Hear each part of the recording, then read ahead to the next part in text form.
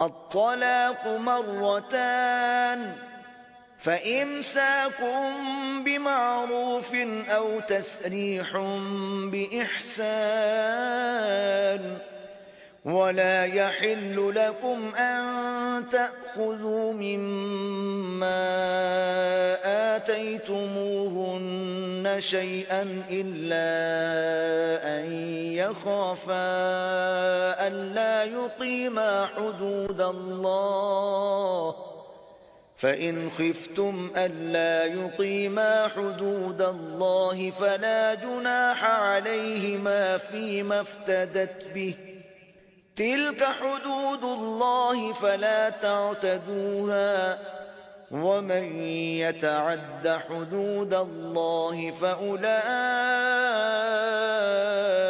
هم الظالمون. طلاق صرف 2 بار ہے، یعنی جب 2 دفعہ طلاق دے دی جائے تو پھر عورتوں کو یا تو بطریق شائستہ نکاح میں رہنے دینا ہے یا بھلائی کے ساتھ چھوڑ دینا، اور یہ جائز نہیں کہ جو مہر تم ان کو دے چکے ہو اس میں سے کچھ واپس لے لو.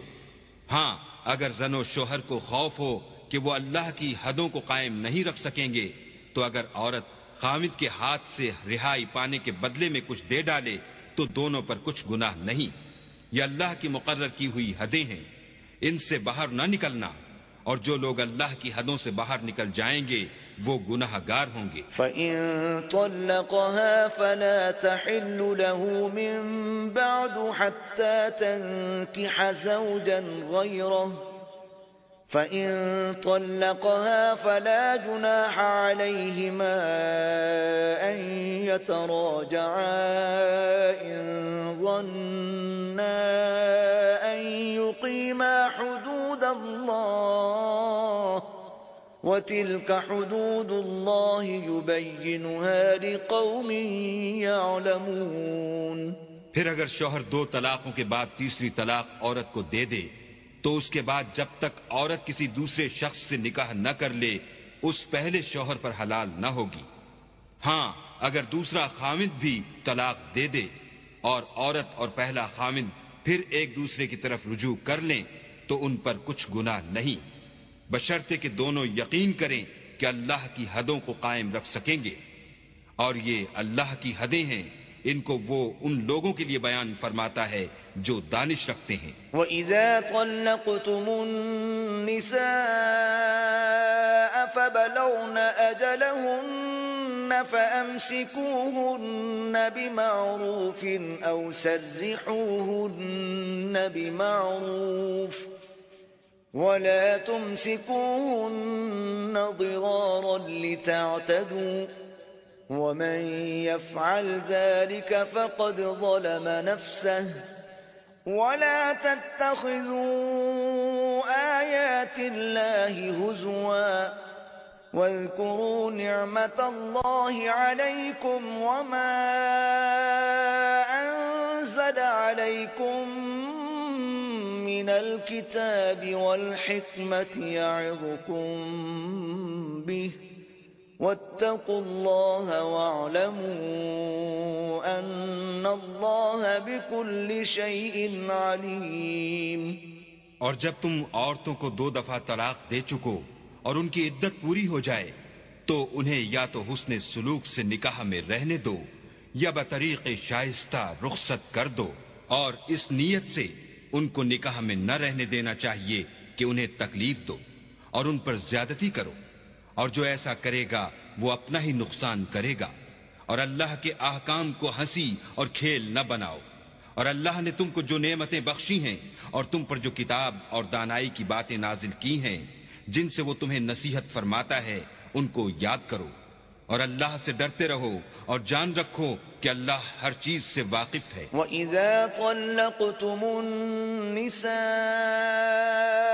فَبَلَغْنَ أَجَلَهُنَّ فَلَا تَعْضُلُوهُنَّ أَن يَنكِحْنَ أَزْوَاجَهُنَّ إِذَا تَرَاضَوْا بَيْنَهُم بِالْمَعْرُوفِ ذَلِكَ يُوعَظُ بِهِ مَن كَانَ مِنكُمْ يُؤْمِنُ بِاللَّهِ وَالْيَوْمِ الْآخِرِ ذلكم أزكى لكم وأطهر والله يعلم وأنتم لا تعلمون.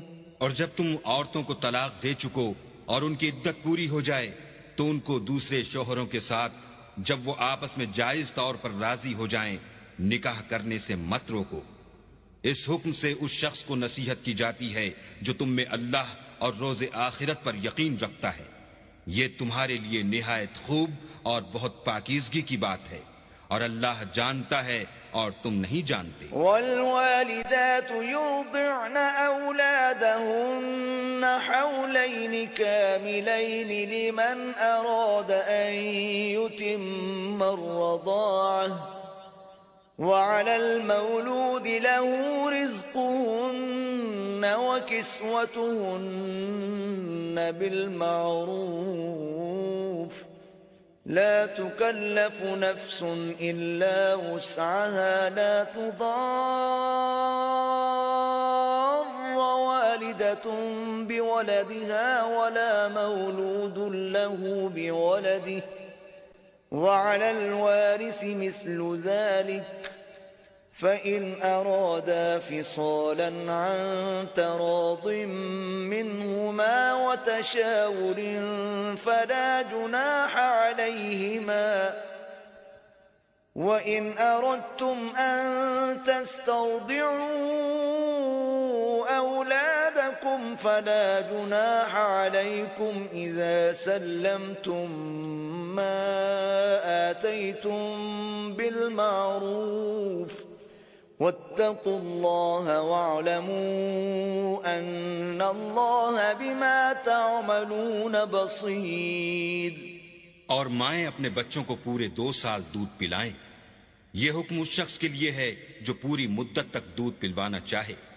اور دودھ پلانے والی ماؤں کا کھانا اور کپڑا دستور کے مطابق باپ کے ذمے ہوگا. کسی شخص کو اس کی طاقت سے زیادہ تکلیف نہیں دی جاتی. تو یاد رکھو کہ نہ تو ماں کو اس کے بچے کے سبب نقصان پہنچایا جائے اور نہ باپ کو اس کی اولاد کی وجہ سے نقصان پہنچایا جائے. اور اسی طرح نان نفقہ بچے کے وارث کے ذمے ہے. اور اگر دونوں یعنی ماں باپ آپس کی رضامندی اور صلاح سے بچے کا دودھ چھڑوانا چاہیں تو ان پر کچھ گناہ نہیں. اور اگر تم اپنی اولاد کو دودھ پلوانا چاہو تو تم پر کچھ گناہ نہیں بشرطے کہ تم دودھ پلانے والیوں کو دستور کے مطابق ان کا حق جو تم نے دینا کیا تھا دے دو. اور اللہ سے ڈرتے رہو اور جان رکھو کہ جو کچھ تم کرتے ہو اللہ اس کو دیکھ رہا ہے. والذين يتوفون منكم ويذرون أزواجا يتربصن بأنفسهن 4 أشهر وعشرا فإذا بلغن أجلهن فلا جناح عليكم فيما فعلن في أنفسهن بالمعروف والله بما تعملون خبير. اور جو لوگ تم میں سے مر جائیں اور عورتیں چھوڑ جائیں تو عورتیں 4 مہینے اور 10 دن اپنے آپ کو روکے رہیں. اور جب یہ عدت پوری کر چکیں اور اپنے حق میں پسندیدہ کام یعنی نکاح کر لیں تو تم پر کچھ گناہ نہیں اور اللہ تمہارے سب کاموں سے واقف ہے. ولا جناح عليكم فيما عرضتم به من خطبة النساء أو أكننتم في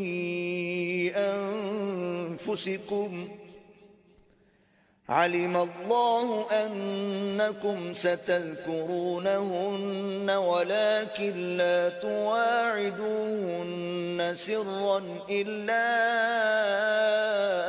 أن تقولوا قولا معروفا ولا تعزموا عقدة النكاح حتى يبلغ الكتاب أجله واعلموا أن الله يعلم ما في أنفسكم فاحذروه واعلموا ان اللہ غفور حلیم۔ اگر تم کنائے کی باتوں میں عورتوں کو نکاح کا پیغام بھیجو یا نکاح کی خواہش کو اپنے دلوں میں مخفی رکھو تو تم پر کچھ گناہ نہیں۔ اللہ کو معلوم ہے کہ تم ان سے نکاح کا ذکر کرو گے، مگر ایام عدت میں اس کے سوا کہ دستور کے مطابق کوئی بات کہہ دو، پوشیدہ طور پر ان سے قول و قرار نہ کرنا، اور جب تک عدت پوری نہ ہو لے نکاح کا پختہ ارادہ نہ کرنا، اور جان رکھو کہ جو کچھ تمہارے دلوں میں ہے اللہ کو سب معلوم ہے، تو اس سے ڈرتے رہو اور جان رکھو کہ اللہ بخشنے والا اور حلم والا ہے۔ لا جناح عليكم إن طلقتم النساء ما لم تمسوهن أو تفرضوا لهن فريضة ومتعوهن على الموسع قدره وعلى المقتر قدره متاعا بالمعروف حقا على المحسنين۔ اور اگر تم عورتوں کو ان کے پاس جانے یا ان کا مہر مقرر کرنے سے پہلے طلاق دے دو تو تم پر کچھ گناہ نہیں، ہاں ان کو دستور کے مطابق کچھ خرچ ضرور دو، یعنی مقدور والا اپنے مقدور کے مطابق دے اور تنگ دست اپنی حیثیت کے مطابق۔ نیک لوگوں پر یہ ایک طرح کا حق ہے۔ وَإِن طَلَّقْتُمُوهُنَّ مِن قَبْلِ أَن تَمَسُّوهُنَّ وَقَدْ فَرَضْتُمْ لَهُنَّ فَرِيضَةً فَنِصْفُ مَا فَرَضْتُمْ إِلَّا أَن يَعْفُونَ أَوْ يَعْفُوَ الَّذِي بِيَدِهِ عُقْدَةُ النِّكَاحِ وَأَن تَعْفُوا أَقْرَبُ لِلتَّقْوَى وَلَا تَنسَوُا الْفَضْلَ بَيْنَكُمْ إِنَّ اللَّهَ بِمَا تَعْمَلُونَ بَصِيرٌ۔ اور اگر تم عورتوں کو ان کے پاس جانے سے پہلے طلاق دے دو لیکن مہر مقرر کر چکے ہو تو آدھا مہر دینا ہوگا۔ ہاں اگر عورتیں مہر بخش دیں یا مرد جن کے ہاتھ میں عقد نکاح ہے اپنا حق چھوڑ دیں اور پورا مہر دے دیں تو ان کو اختیار ہے، اور اگر تم مرد لوگ ہی اپنا حق چھوڑ دو تو یہ پرہیزگاری کی بات ہے، اور آپس میں بھلائی کرنے کو فراموش نہ کرنا، کچھ شک نہیں کہ اللہ تمہارے سب کاموں کو دیکھ رہا ہے۔ حافظوا على الصلوات والصلاة الوسطى وقوموا لله قانتين۔ مسلمانوں سب نمازیں خصوصاً بیچ کی نماز یعنی نماز عصر پورے التزام کے ساتھ ادا کرتے رہو اور اللہ کے آگے ادب سے کھڑے رہا کرو۔ فَإِنْ خِفْتُمْ فَرِجَالًا أَوْ رُكْبَانًا فَإِذَا أَمِنْتُمْ فَاذْكُرُوا اللَّهَ كَمَا عَلَّمَكُمْ مَا لَمْ تَكُونُوا تَعْلَمُونَ۔ اگر تم خوف کی حالت میں ہو تو پیادے یا سوار جس حال میں ہو نماز پڑھ لو، پھر جب امن و اطمینان ہو جائے تو جس طریق سے اللہ نے تم کو سکھایا ہے جو تم پہلے نہیں جانتے تھے اللہ کو یاد کیا کرو۔ والذین یتوفون منکم ویذرون ازواجا وصیة لأزواجهم متاعا الى الحول غیر اخراج فَإِنْ خَرَجْنَ فَلَا جُنَاحَ عَلَيْكُمْ فِي مَا فَعَلْنَ فِي أَنفُسِهِنَّ مِنْ مَعْرُوفٍ وَاللَّهُ عَزِيزٌ حَكِيمٌ۔ اور جو لوگ تم میں سے مر جائیں اور عورتیں چھوڑ جائیں وہ اپنی عورتوں کے حق میں وصیت کر جائیں کہ ان کو 1 سال تک خرچ دیا جائے اور گھر سے نہ نکالی جائیں۔ ہاں اگر وہ خود گھر سے چلی جائیں اور اپنے حق میں پسندیدہ کام یعنی نکاح کر لیں تو تم پر کچھ گناہ نہیں، اور اللہ زبردست حکمت والا ہے۔ وَلِلْمُطَلَّقَاتِ مَتَاعٌ بِالْمَعْرُوفِ حَقًّا عَلَى الْمُتَّقِينَ۔ اور مطلقہ عورتوں کو بھی دستور کے مطابق نان و نفقہ دینا چاہیے، پرہیزگاروں پر یہ بھی حق ہے۔ كذلك يبين الله لكم آياته لعلكم تعقلون.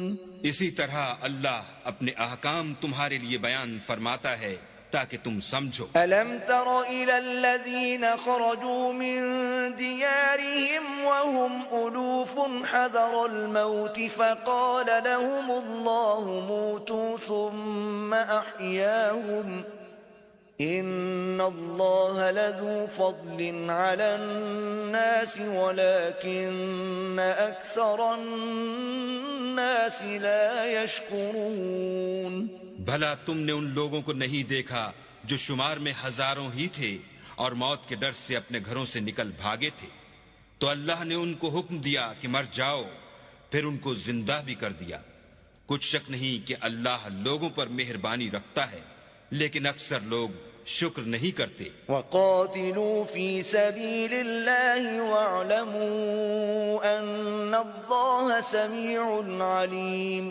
اور مسلمانوں، اللہ کی راہ میں جہاد کرو اور جان رکھو کہ اللہ سب کچھ سنتا اور سب کچھ جانتا ہے. من ذا الذي يقرض الله قرضا حسنا فيضاعفه له أضعافا كثيرة والله يقبض ويبسط وإليه ترجعون.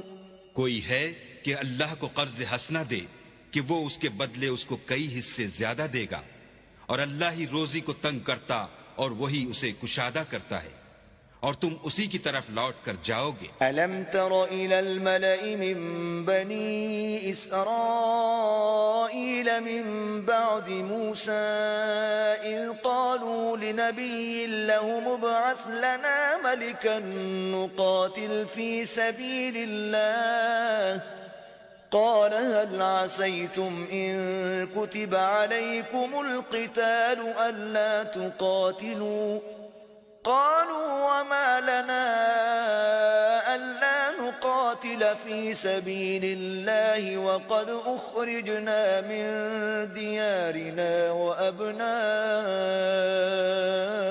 وأبنائنا فلما كتب عليهم القتال تولوا إلا قليلا منهم واللہ علیم بالظالمین. بھلا تم نے بنی اسرائیل کی ایک جماعت کو نہیں دیکھا جس نے موسیٰ کے بعد اپنے پیغمبر سے کہا کہ آپ ہمارے لیے ایک بادشاہ مقرر کر دیں تاکہ ہم اللہ کی راہ میں جہاد کریں.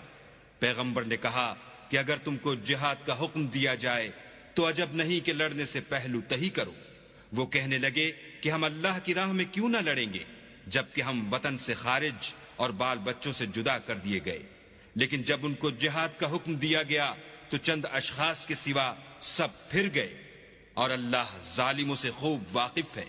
وقال لهم نبيهم إن الله قد بعث لكم طالوت ملكا قالوا أنا يكون له الملك علينا ونحن أحق بالملك منه ولم يؤت سعة من المال قال إن الله اصطفاه عليكم وزاده بسطة في العلم والجسم والله يؤتي ملكه من يشاء والله واسع عليم. اور پیغمبر نے ان سے یہ بھی کہا کہ اللہ نے تم پر طالوت کو بادشاہ مقرر فرمایا ہے. وہ بولے کہ اسے ہم پر بادشاہی کا حق کیوں کر ہو سکتا ہے؟ بادشاہی کے مستحق تو ہم ہیں اور اس کے پاس تو بہت سی دولت بھی نہیں. پیغمبر نے کہا کہ اللہ نے اس کو تم پر فضیلت دی ہے اور بادشاہی کے لیے منتخب فرمایا ہے. اس نے اسے علم بھی بہت سا بخشا ہے اور تن و توش بھی بڑا عطا کیا ہے، اور اللہ کو اختیار ہے جسے چاہے بادشاہی بخشے. وہ بڑا کشائش والا اور دانا ہے. وقال لهم نبيهم إن آية ملكه أن يأتي يأتيكم التابوت فيه سكينة من ربكم وبقية مما ترك آل موسى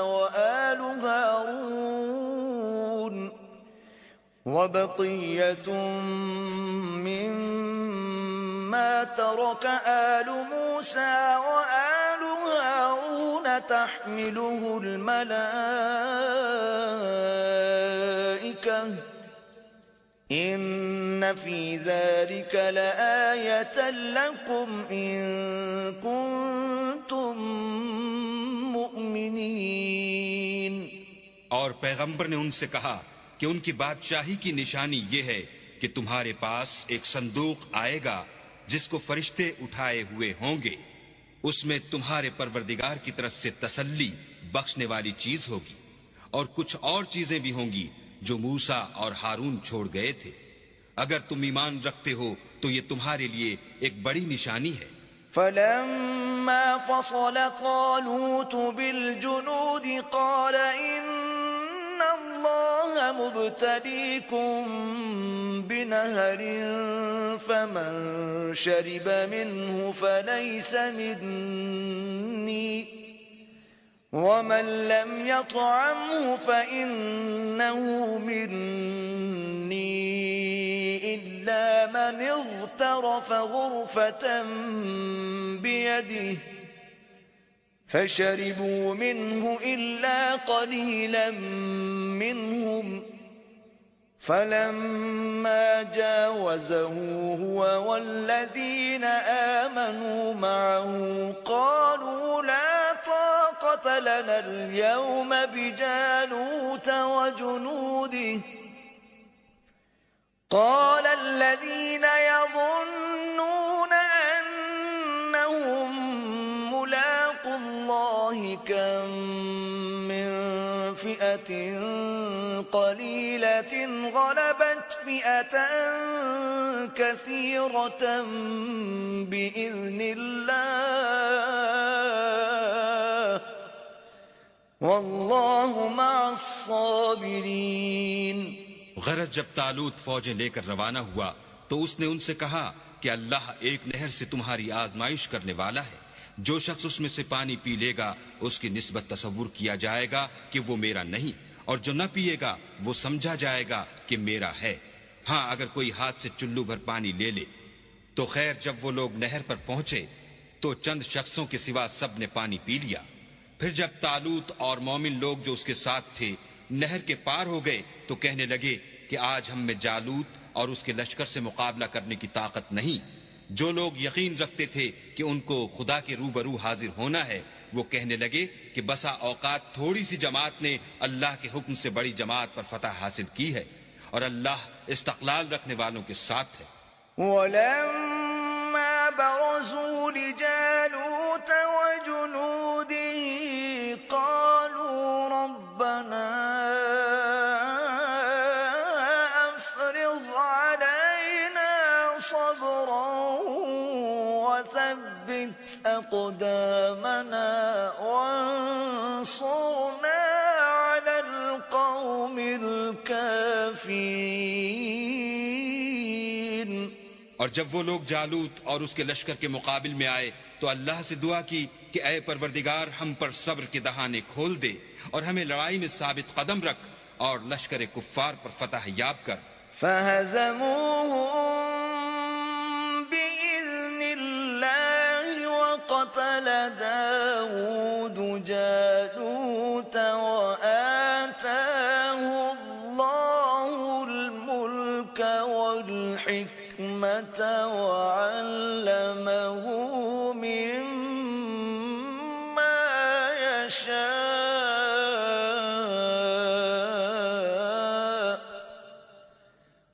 وَلَوْلَا دَفْعُ اللَّهِ النَّاسَ بَعْضَهُم بِبَعْضٍ لَفَسَدَتِ الْأَرْضُ وَلَكِنَّ اللَّهَ ذُو فَضْلٍ عَلَى الْعَالَمِينَ.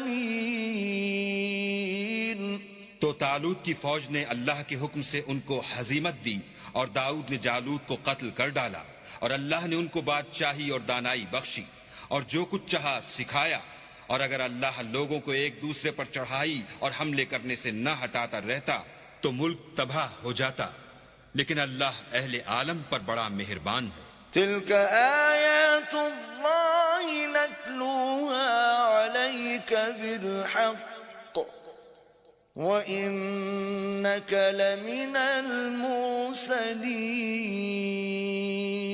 یہ اللہ کی آیتیں ہیں جو ہم تم کو سچائی کے ساتھ پڑھ کر سناتے ہیں، اور اے محمد صلی اللہ علیہ وآلہ وسلم تم بلا شبہ پیغمبروں میں سے ہو۔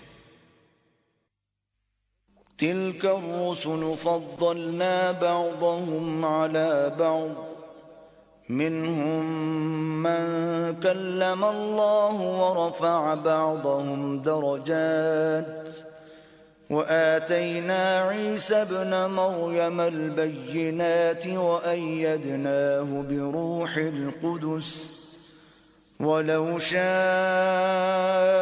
الله ما اقتتل الذين من بعدهم من بعد ما جاءتهم البينات ولكن اختلفوا فمنهم من آمن ومنهم من كفر ولو شاء الله ما اقتتلوا ولكن الله يفعل ما يريد۔ یہ پیغمبر جو ہم وقتاً فوقتاً بھیجتے رہے ہیں، ان میں سے ہم نے بعض کو بعض پر فضیلت دی ہے، بعض ایسے ہیں جن سے اللہ نے گفتگو کی اور بعض کے دوسرے امور میں مرتبے بلند کیے، اور عیسیٰ ابن مریم کو ہم نے کھلی ہوئی نشانیاں عطا کیں اور روح القدس سے ان کو مدد دی، اور اگر اللہ چاہتا تو ان سے پچھلے لوگ اپنے پاس کھلی نشانیاں آنے کے بعد آپس میں نہ لڑتے، لیکن انہوں نے اختلاف کیا تو ان میں سے بعض تو ایمان لے آئے اور بعض کافر ہی رہے، اور اگر اللہ چاہتا تو یہ لوگ باہم جنگ و قتال نہ کرتے، لیکن اللہ جو چاہتا ہے کرتا ہے۔ يا أيها الذين آمنوا أنفقوا مما رزقناكم من قبل أن يأتي يوم لا بيع فيه ولا خلة ولا شفاعة والكافرون هم الظالمون۔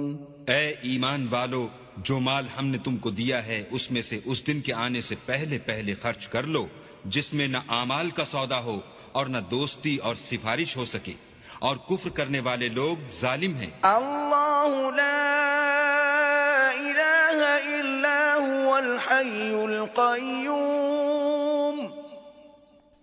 لا تأخذه سنة ولا نوم له ما في السماوات وما في الأرض من ذا الذي يشفع عنده إلا بإذنه يعلم ما بين أيديهم وما خلفهم ولا يحيطون بشيء من علمه إلا بما شاء وسع كرسيه السماوات والأرض ولا يؤوده حفظهما وهو العلي العظيم۔ خدا وہ معبود برحق ہے کہ اس کے سوا کوئی عبادت کے لائق نہیں، زندہ ہمیشہ رہنے والا، اسے نہ اونگ آتی ہے نہ نیند، جو کچھ آسمانوں میں اور جو کچھ زمین میں ہے سب اسی کا ہے۔ کون ہے کہ اس کی اجازت کے بغیر اس سے کسی کی سفارش کر سکے؟ جو کچھ لوگوں کے روبرو ہو رہا ہے اور جو کچھ ان کے پیچھے ہو چکا ہے اسے سب معلوم ہے، اور وہ اس کی معلومات میں سے کسی چیز پر دسترس حاصل نہیں کر سکتے۔ ہاں، جس قدر وہ چاہتا ہے اسی قدر معلوم کرا دیتا ہے۔ اس کی بادشاہی اور علم آسمان اور زمین سب پر حاوی ہے، اور اسے ان کی حفاظت کچھ بھی دشوار نہیں۔